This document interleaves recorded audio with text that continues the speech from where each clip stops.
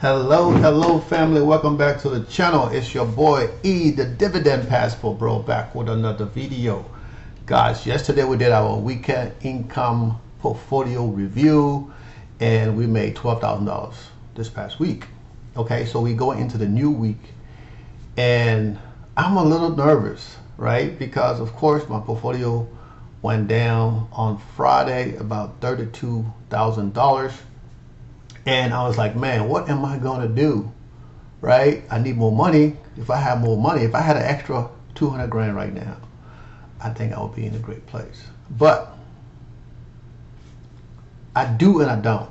So what I'm going to do right now is continue to focus on my portfolio, streamline my portfolio. I think the strategy I have right now, both strategies that I'm using is great. And I'm going to continue to use both strategies. I think what I'm going to do, since with my margin account, I'm going to remove all of my lower yield that is under my margin requirements, right? I'm going to remove all of those into my cash management account. And I think that's what I'm going to do. So I got two options, right? I can have the cash in there and have them move the account from one account to the next, and it'll just bring down my portfolio a little bit more. Or I can just buy those individually in my cash management account, which is what I'm going to do. Buy those positions individually in my cash management account and sell from my current account. All right, because if I move it, that interest is going to count against the funds that I'm moving over, even though it's not going to be a lot. It's going to be maybe like a share. I think I can move a share or less than a share. Oh yeah, by the way, I did call the Fidelity today, and they couldn't really tell me because I want to talk to like customer service, and she knew I had a margin call. They call house call from like the 25th, but that was only lasted one day, and that went away.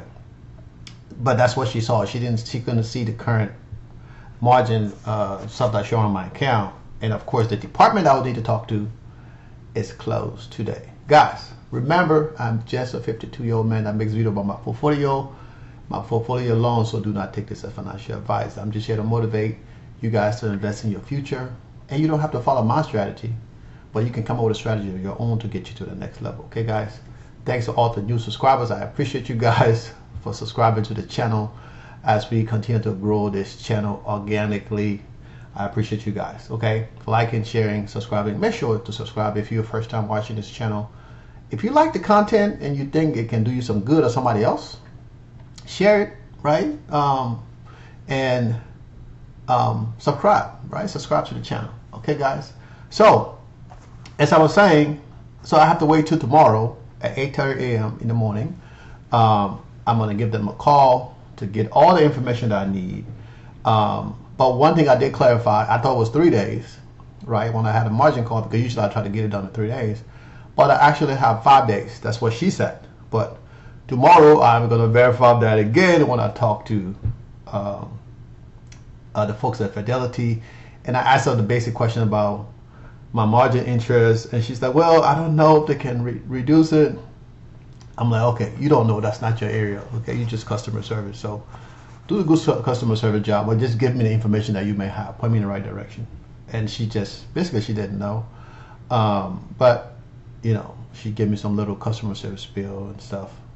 And I was like, okay, thank you. I'll just wait till tomorrow and talk to somebody who can help me. And I think that's kind of upset her a little bit, but I was just being, you know, I'm like, you can help me, but at least point me in the right direction if you can. Then, you know, I'll wait till tomorrow and talk to the folks that can help me. Okay, so for now, basically, I got 5 business days to recoup from this margin call. But like I said, I'm gonna wait till tomorrow, right? If tomorrow I talk to them and they're like, yes, you got 5 business days to recoup from this margin call, right? Then that'll be a good thing. I don't know which direction the market is gonna go on Monday. It can take a further dump, right? It can go further down, right? And that would just increase the amount of money I have to come up with to come from the margin issues. Now, I know I have enough in my portfolio to be okay to come out of that margin call and reinvest some of that money into something else that's going to bring more money into the portfolio. But lesson learned, right? For me, I feel safe when I have, like, when I'm using 30% of my margin. I feel safe. Right now, I'm using over 50% of my margins, because I was trying my best to pull this cash from HOY and then sell out. That was the only reason I bought HOY, because I'm like, I'm gonna buy it, get the dividend, we're gonna recoup my cash in a few days, and we were back on track to recuperation when we're recouping the value, right? I think it was $69 and change. I needed to get to 72. And of course, our president started talking about tariffs and all this other stuff. And, it went left. Okay. I mean, that's the risk we take, to make money, right? To grow. So what I'm going to do is what I always done, right? Save my portfolio. And then, I mean, if we can survive this tariff 2.0, if we can survive that, then I think we'll be okay. I mean, we survived the first round, right? I think it was worse. I think my portfolio was down way bad, worse than this. So if I can survive that, I think I should be able to survive this go around. Guys, like I said, this is not financial advice. I try to motivate. So I always want you guys to learn from my mistakes. This is why I make video every day, because every stuff happening in the market every day. Something happen in the morning, something happen at the end of the day. But I like to make the videos at the end of the day. That way I can get, everything from the day added in there. Okay. Also, I like to show you guys stuff, right? Because I use multiple trackers. Now in this one tracker, they're saying my market value is 600 and change, right? I should have closed it. I was just in there, and it's a little bit off, right? It's a little bit off from the actual amount, but sometimes it's good to use these trackers, because the tracker always motivates me, right? What are the positions is down in the negative direction or in the positive direction? These trackers always motivate me. Now I show you my Fidelity account because that's my bigger account, right? My account is close to $1 million. Cost base, not value, but cost base. I'm close to $1 million. Okay. Now, if I'm trying to pull, let me see. All right, so I'm trying to pull information, right? So we got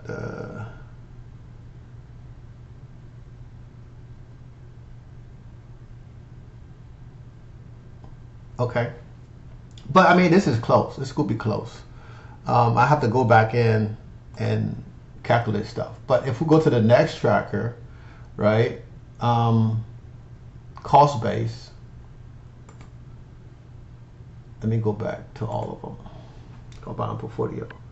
It's about the same, right? Because most of my money is in Fidelity. 99 point something percent of my funds is in Fidelity. So of course, you can see this says 633. This other tracker here is 621, but this is only my Fidelity account. This Fidelity, and I can switch this to, let me see what else. Robinhood, right? Those are the only two that's in here. I need to add my cash management account in here, because ChartSwap, for some reason, I was never able to get ChartSwap to work in here. But I'm going to try to add my cash management account in here. If I can add this account in here, whenever ChartSwap goes away, we will be pulling information out of here also for both accounts. Now I can, I believe, hold on, let me move myself out of the way again. I can do, no, I don't think, no, that's not it. I'm not going to try nothing else right now. Okay. So this is where we are, guys. So I'm showing you guys basic stuff. Now people always say, you got, people want to show makes video when they're making money. I don't care about that, right? My goal, like I said, is to encourage people to invest. I always tell you guys, dividend kings, dividend aristocrats, and look between other things to help you get your account to where you need to. I'm a little bit more on the risk side, I take more risk. So of course I have to live with that, right? But with that said, let's go here.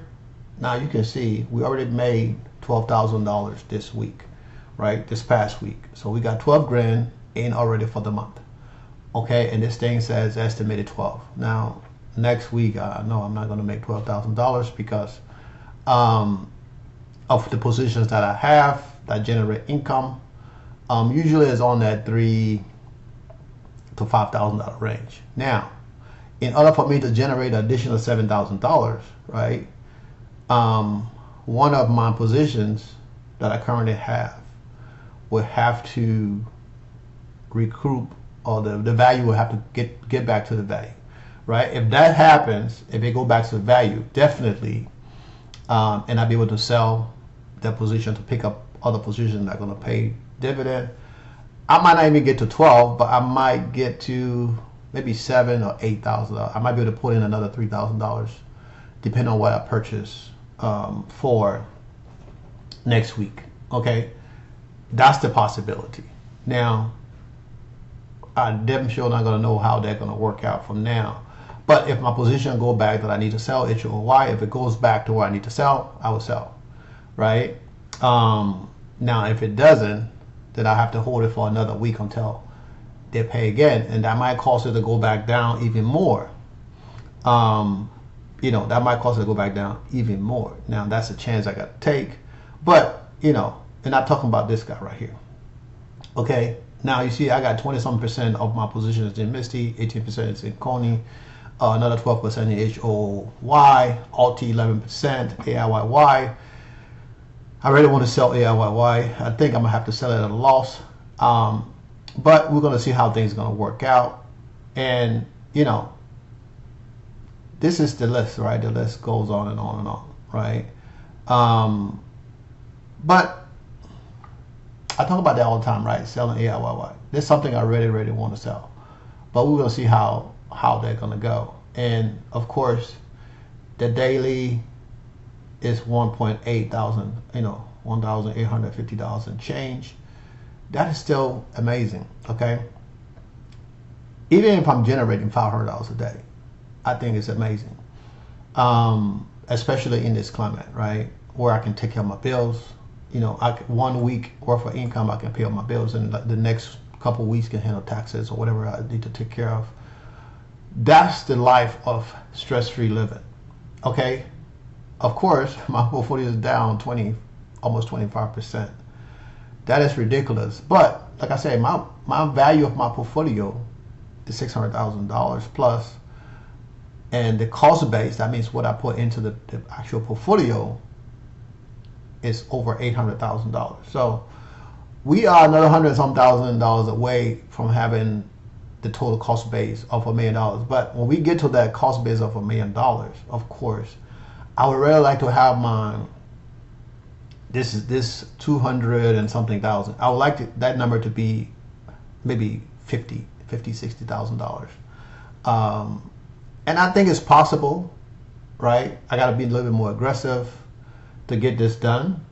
And I tell you guys all the time, pay attention to your portfolio, because you go to work, you get up in the morning, you get dressed, you go to work, you sit in the car for hours in traffic going to work.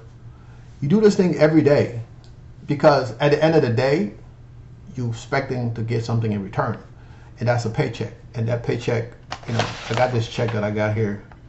I think it's for like $1. Can you guys see that? It's like $1 check, right? I got to deposit that.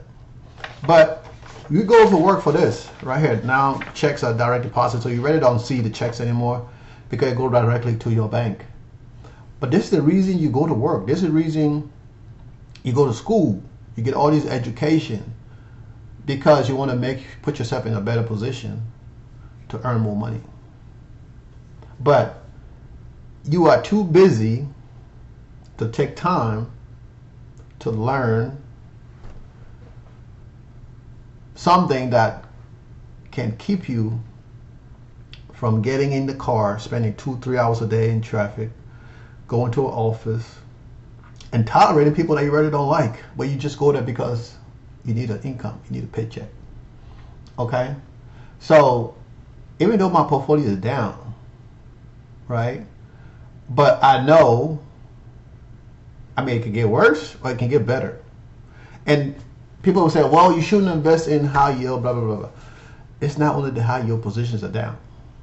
I mean, you guys can see, I mean, people that invest in less high yield, yes, it might not be as bad as it is. It might be maybe $10,000, $12,000, right? Compared to $30-something thousand.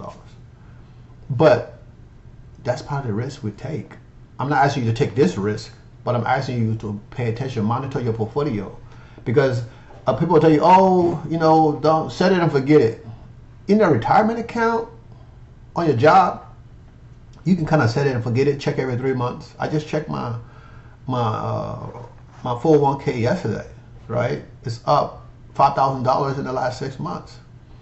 Okay, that's kind of set it and forget it. I still check it because I have to manually update my net worth. And yesterday was one of the days I'm like, I need to update my net worth to see with this loss, if my portfolio went down, you know, and actually before this, my portfolio was doing pretty good. I was going up in my net worth is growing. Even with this hit, my net worth is still higher when I finally update it, right? It's still higher than what it was when I checked it 2 months ago, right? Because things are growing up in value. I'm paying down debts, and also I pretty much get paid every, I almost cursed, every single day, okay? Every single day. This is the amount of money we generated last month, $38,000 in this portfolio, right? In my combined portfolio, 38 grand. And every day that we either getting paid or, you know, every single day I either getting paid or it's an ex-dividend day for money to come into my portfolio. Guys, every single day there is $1, $2, 50 cents, a penny. You can see it's right here. I'm showing it to you guys. Every single day, there's money coming into my portfolio. Okay, so I go sleep, yes, and be like, what am I going to do tomorrow? What am I going to plan for this week? That's pretty much my schedule, my mindset. What I'm going to plan to do next month. What am I traveling to? Because of course my job don't restrict me to where I can go. So it's easy for me to travel and go places. Okay? Back in May we did $54,000 estimated, probably close to what we did. We just did 38. Okay? The month before that we did $44,000. So this month right now they're saying 49. Right? But even if I stay at 30, 35, $36,000, this is something that I put my day into 15 minutes at a time. I go in there, check 15 minutes time. Most of the time I spend more time in my portfolio when I'm making these videos. That's when I spend more time in my portfolio. Or when the market is going down, I'm kind of looking to see, you know, what is more affected. I mean, it's easy to just see by the top, but I have multiple portfolios with 100 positions, so I have to go through and check those. So that takes time then. But still, it's my money. It is my money. And I tell you guys all the time, money is like a side chick. If you don't pay attention to your money, somebody else will pay attention to it for you. And guess what? You either have to pay them or you can be out of money. Okay, guys, so this is what I do. This August, okay? August estimated the first amount of income that came into the portfolio over $12,000. You see that right there, right? We already passed that $12,000 mark. So next week, right? If we get $5 grand or so, if we get 8,000, we're gonna be at $20,000 mark. And we still got 3 more checks coming in after this stuff. So dealing with the margins, yes, it's something I would have to deal with because I have margin in my portfolio. And at some point, I would like to pay my margins down to where I have more opportunities, like a day like this, right? Day like this. When I say day like, man, I talk about Friday, right? To where the market just going down, down, down, and you have $100,000, $200,000 sitting in your account. I'm just going grocery shopping because I'm getting things at a discount. I'm dropping down my cost basis, right? I'll wait till the market is about to close, and then boom, I start putting in my orders, right? Because for me, when my stuff is down, I'm not doing limit orders. I do market orders. If market's already down, you know, my one position down $8,000. What am I doing limit order for? I'm just going market order because I'm trying to get that price. Okay, so guys, you know, I'm giving you guys gem like I always do. Okay, but this is where we are right now. And my retirement portfolio is not in here. So my retirement portfolio, that's generating another $7,000 to $10,000 a month. But I'm not even retired yet in my Roth. And when I hit 59 and a half, I'm gonna start pulling that money out. But you know, I'm buying another property end of this month. So I am pulling some of the money out of there to go and pay for that property. So I'm hoping by the time I get to go purchase my property, this thing would have recovered, and you know, I can go and do what I need to do. If not, it's gonna be a problem. Not just for me, but because I already, because I'm already moving out of the other apartment that I rented. I'm scheduled to move out at the end of August, right? Because somebody's gonna be moving in sometime in September. But I wanted to give, once I purchased this place, I wanted to stay away from that month to kind of fix it up before I move in. I don't want to move in and then start making changes to the place. So it kind of put a rush on things than what I want to do. But you know what? It's just going to save me more money because now I don't have to pay the extra $350 a month for a property that I'm renting. I mean, compared to me spending $60,000, I'm talking about $350 a month. Isn't that something? That's crazy. But you know, that's where I'm going right now. So that's why I use multiple tracker, because I just want to click on something and check and be like, okay, we going somewhere. So this one is 47, the other one is 49. That's close enough, right? We balancing there somewhere, right? 49, 47. I know, okay, they're close. They're having conversations. They are close enough to where I know, even if I finish at 40 grand, 35, 38, I'm still good. Once I can bring down, once the portfolio can go back up organically when the market opened on Monday, and you know, hopefully the market have already did what it needed to do as far as this tariff, and our president just shut the fuck up. And you know, things can go back to normal. Oh my gosh, because how many times we have to deal with this stuff, dude?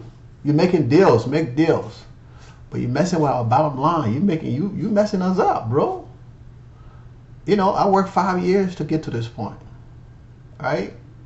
And our president just talked about tariffs, and then boom, my portfolio go to shits. And that tariff money, I don't know how we benefiting from that tariff money, because I'm still paying taxes, I'm still paying everything else. So I don't even know how we benefit from that, to tell you the truth. I've never really, you know, things are more expensive, right? Eggs are like $20, you know. I'm exaggerating, but you guys know it's expensive. Bread that I used to pay, I used to go to my store, the new store that just opened over here when I'm back in the States. I used to get bread for 99 cents. That same bread I used to buy for 99 cents, now it's $1.99. I used to buy this fake cola. For me, they don't taste better than Coca-Cola, but they're almost as good as Coca-Cola. I used to pay 99 cents for that stuff. Now it's $2.99. Okay, in the last 6 months. That's just to name a few. The detergent we used to buy, right? It was $2.99. Now it's $7, I think. $7.99. So everything, you know, it's crazy. The cost is going up. Our portfolio is going down. People is getting laid off. All of these things are happening, right? But every month, 2-3 months, we get this tariff thing coming in and digging at our portfolio. And this is not just digging at our portfolio, it's digging at your retirement account also, because if the market go down, guess where your retirement 401k is in? It's in the market. So it's going down also. Okay? It's in the market, it's going down also. So don't think it was just affecting me. But guess what? You might be waiting for Social Security that might not be here when you retire. But I'm, on the other hand, I got my Roth that's going to be generating 4, 5, right now it's generating over $7,000 a month. When I pull that money out to pay for my property that's going to be free and clear, all I got to do is pay taxes and HOA dues, which is less than $100 a month. Guess what? I got a place that I can live. $500 a month is more than enough to feed me and my family. It's like I pay for 2 properties right now in Colombia. My actual property that I rent out on, it used to be on Airbnb. Now I don't rent it out on Airbnb no more. I have a direct booking. So if you need to book directly, reach out to me. At some point, I'm gonna add that to the description also once I finish up the listing. So I do direct booking, and at some point I want to sell that property because it doesn't make me as much money that I would make in the market if I had that $200,000 to reinvest into the market, right? 200-something K back into the market, that's $15,000, $16,000 a month. Easy. To where I'm making $15,000, $16,000 a year. And I don't have to pay nobody to clean the place. I don't have to pay light, water, gas. I don't have to pay HOA dues. That's out of the way. So even if that 200K is bringing me $6,000 a month, $5,000 a month, $10,000 a month, it's gonna in 2-3 years, in 5 years, I would have gotten that money back 3 or 4 times,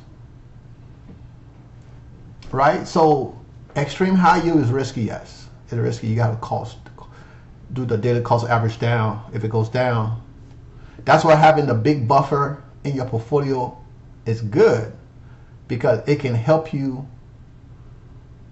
get back to normal. Let's say my Misty, right? Let's go back over here. Oh, that's not what I need to be. All right. So my Misty, I'm down $40,000 in Misty. Okay. But Misty is generating annually estimated $80,000. But I have over $100 and something thousand invested into Misty. It's down 40K. Okay. If I had $250,000 right now, I can buy $250,000 worth of Misty, bring my cost average down, and then sell back out of it. Right? I bring my cost back average down, $250 worth of Misty, right? Sell back out of it. I'll go for my lowest positions and get them back up to the average cost. If I don't need them anymore, I feel like they're not bringing value, sell out of it. Go to the next one. This is what I started doing, but recently in my charge swap portfolio, right? To where I'm like trying to recoup some of the money. But of course, when you don't have a lot of money, it don't work out, right? Then you have to wait for things to get better. And sometimes you don't have time for that. So if I pull another 20 grand and throw it into my charge swap account and start from the bottom up, the lowest, I just buy enough till it go green or till it go down to nothing, sell out of it, and go to the next one. So instead of having $3,000 some dollars in the loss, I would have $0 in loss because I would have bought and sold, all of those positions. I'm not telling you to do this. I'm just telling you what I be thinking sometimes, right? And this is why I try to build that buffer. But sometimes I take a risk. I think about it, and I'm like, what the hell with it? I'm going to do it. Because I don't want to sit there and be like, man, I wish I did that, right? I'd rather say, man, I wish I thought about it a little bit more and made a mistake. But in the process, this is life. I can't say, well, I bought something that was bad and it went crazy. No, I bought something that was supposed to generate some income, and the head of the country made a speech and said something, and it went down in value. So a lot of other people lost a lot of money. Guys, I barely have $1 million in my portfolio. There's a lot of other high yield, extreme high yield investors out there that have multiple millions in their portfolio. They might not tell you how much their portfolio down, right? Because for that reason, they just want to show the good side of high yield investment. Yeah. But for me, I don't care, because my thing is to get people to invest, but to understand the risk, right? Get people to invest, but understand the risk. Okay? Yes, you can see me making $35,000, $45,000 a month. You'd be like, oh wow, how did he do it with a little bitty portfolio? But I also got to pay margin loans back, right? And one of the guys was saying, yeah, he got a personal loan, and then he invests, and then he pay back the loan.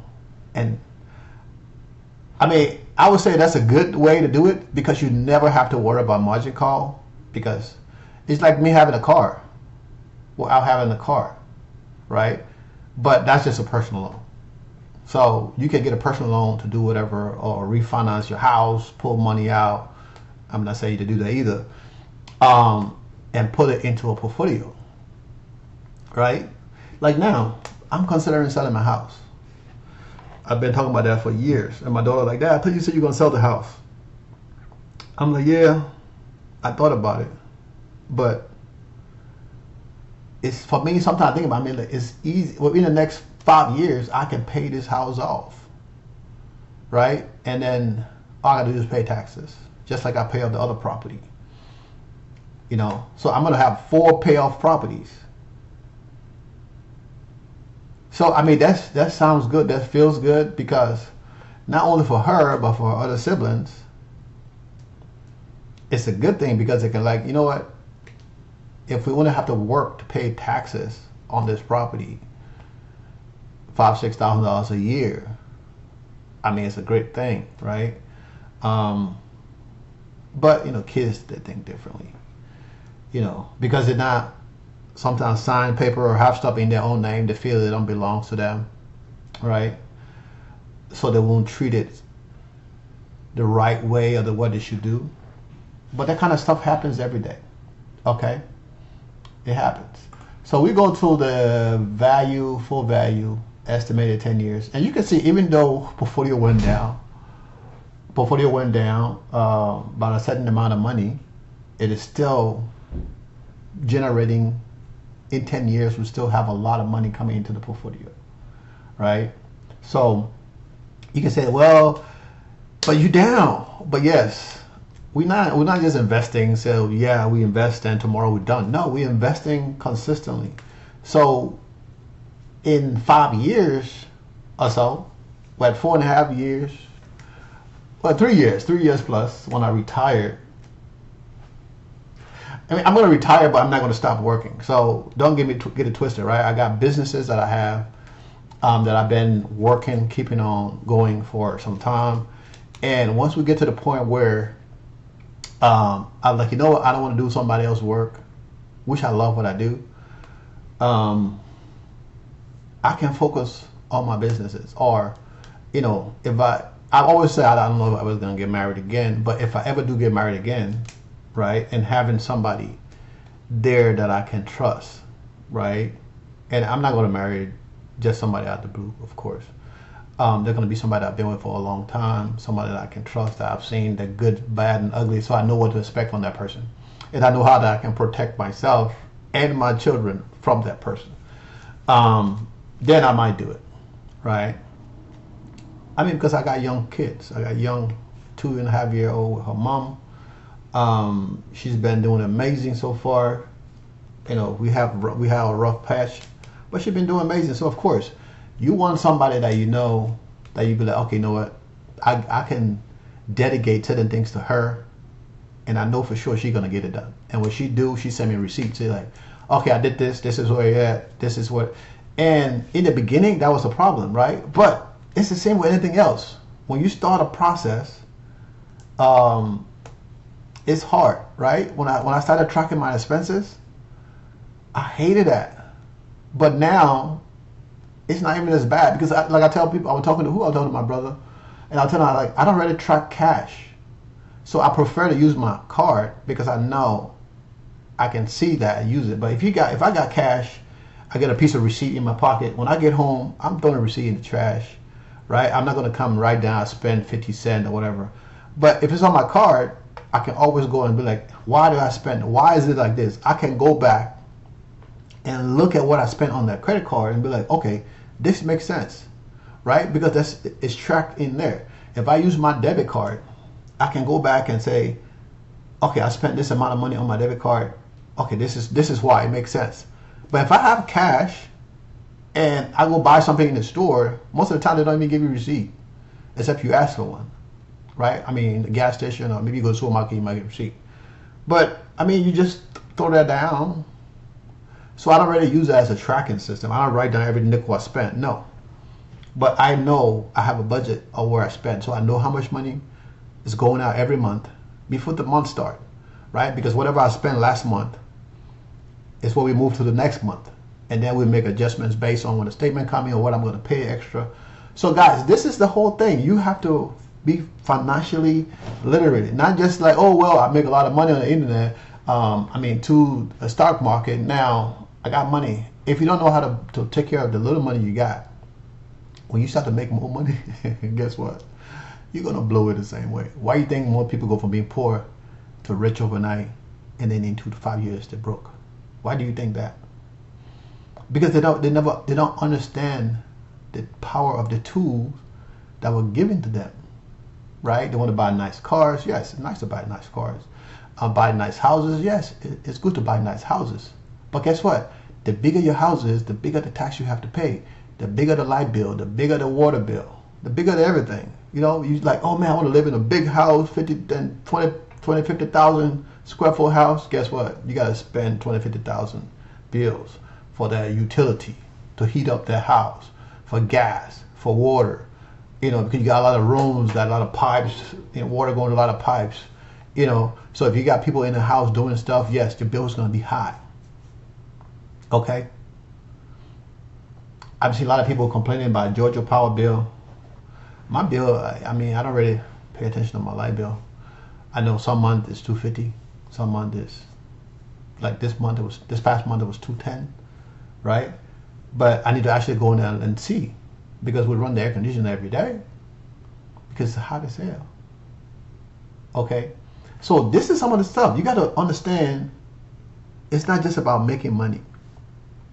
When they say being financial literate, it's not like, oh, well, I got a job, I make a lot of money, I make 6 figure. Okay, you make 6 figure. How much is your debt?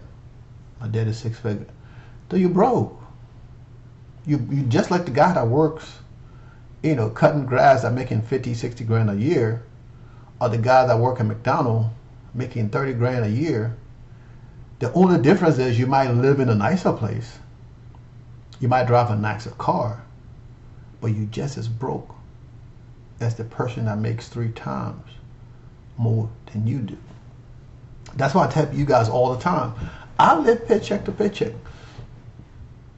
I do.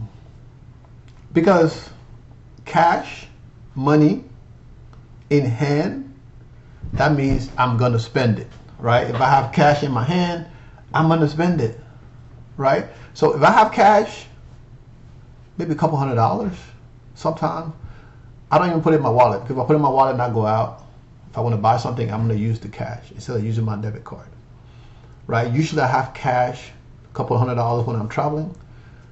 I have cash to change money when I get somewhere, or buy something, until I can get the actual currency if I'm outside the U.S. But other than that, I don't really use cash. Everything is going on my debit card, right? And I keep enough money in there to where I can spend on stuff, right? And if I were to lose my card, I got $300 in that account. So I'm like, oh, $300, okay. I can call them, hey, I lost my card. if whenever I get to it.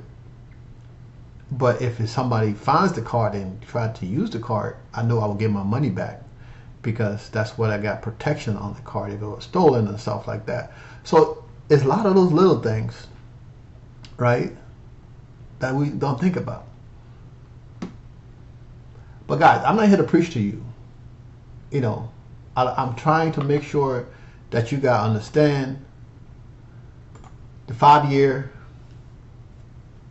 5 million, 2.3 million. It's great money. All right. And you know, I live outside my portfolio, not outside my portfolio. You know, I pull money out of my portfolio because I'm trying to pay down my debts. So every month, when the income comes into the portfolio, right, I might be reading. Let's say we got this past month, I did not pull any. Last month, I didn't pull money out of my portfolio. I left everything in there, right? No, I take that back. I pulled $4,000 out of the portfolio to pay off my credit card, right? And then I transfer other balance to that credit card, and I got to do the same thing this month. So I got two. What is this? I got 2 credit cards right here that I'm going to transfer the balance over. I already paid the minimum payment, but I'm going to do the balance transfer to that card, right? That's what I'm going to do. Balance transfer to that card. Once I pay it off, it's going to show that I paid off. And then I'm going to balance transfer to that card. So by the middle of the month, the balance from this other card, whatever the balance is going to go back to that card. So in 1 month, it's going to show up my credit. I pay off 3 credit cards. Even though the other one, by the end of the month, when the next thing come out, it's going to show that, oh, the card is back to 100%, 90%, 80%, whatever it is. But this is what I've been doing, trying to pay stuff off, especially the stuff that's lower. That's what I've been doing, working on paying debts and reinvesting into my portfolio. Okay, guys. So remember, this is not financial advice. I'm trying to motivate you guys to get to that next level, because if you don't do it for yourself, guys, ain't nobody gonna do it for you. You're gonna be one of these people on the interweb saying, you know what, I'm broke. I retired. I don't have no money in my retirement account. Your job get you 401k to match you 3 to 6%, 3 to 6% or 5%, and y'all don't take that free money because you think it's a scam. That is the dumbest thing I've ever heard. It's a scam. Why would it be giving me 3%? Guys, oh my gosh. But you do what you want to do. You do what works for you.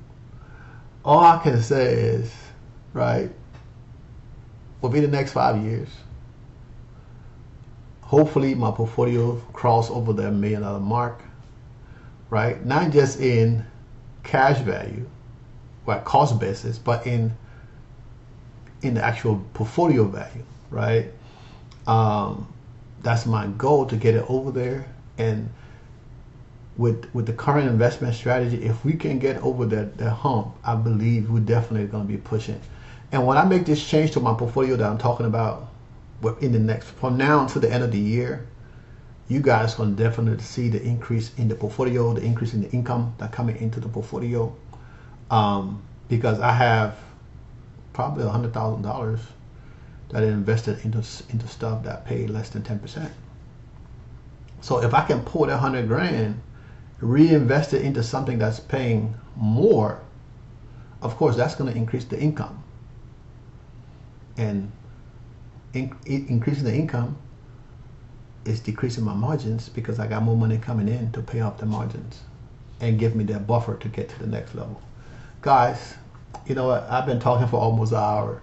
I know some of you guys like the long videos, and you're like, yeah, this is a good long one. I don't know, you'll be funny or you just be messing with me. But sometimes, you know, I just talk about stuff because it's what's going on.